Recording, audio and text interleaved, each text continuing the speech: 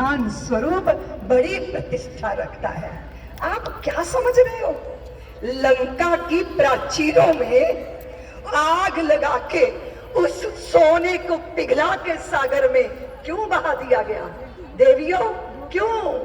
विरथ राम भालू बानरों को लेकर एकत्रित होकर विश्व की दुर्दमनीय शक्ति का दमन करने के लिए क्यों सन्नद्ध हुए थे? देवियों, बोलो ना, वो क्यों? क्या कारण था? वो मात्र जानकी जी के सम्मान की रक्षा के लिए इतना बड़ा युद्ध खड़ा कर दिया गया। द्रौपदी की चीत्कार, वो विश्व भीष्म पितामह की विवशता किसी को स्वीकार नहीं हुई। कितना बड़ा सम्मान!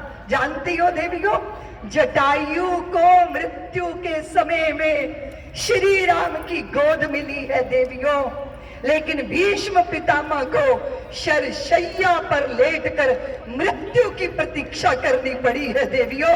क्यों?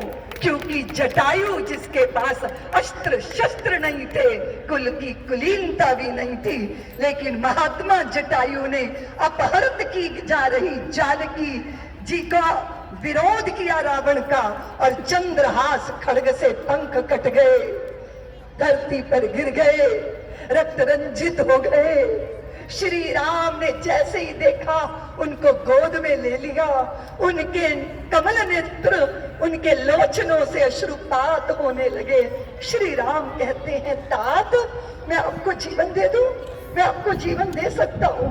लेकिन जटायु जी ने कहा, नहीं श्री राम, जानकी जी के सम्मान की रक्षा में मेरा उत्सर्ग हो रहा है, इससे सुंदर मृत्यु भला और क्या हो सकती है।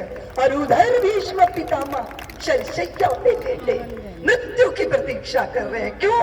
क्योंकि कौरवों की सभा में वो द्रौपदी के सम्मान की रक्षा के लिए जैसे मुखर होना चाहिए था, वो मुखर नहीं हो पाए, विवश रहे। और उस विवशता का दुष्परिणाम था कि शरशैया पर लेटकर उनको मृत्यु की प्रतीक्षा करनी पड़ी।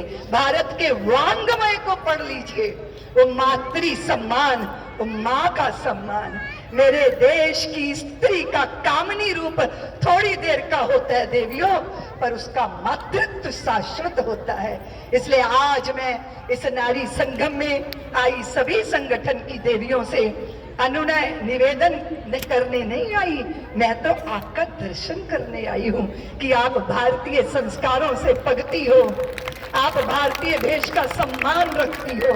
और कदाचित देवियों, तुम भारतीय बनी रहोगी तो तुम्हारे भारत के ऊपर कोई दृष्टि रखने का साहस कर नहीं सकता।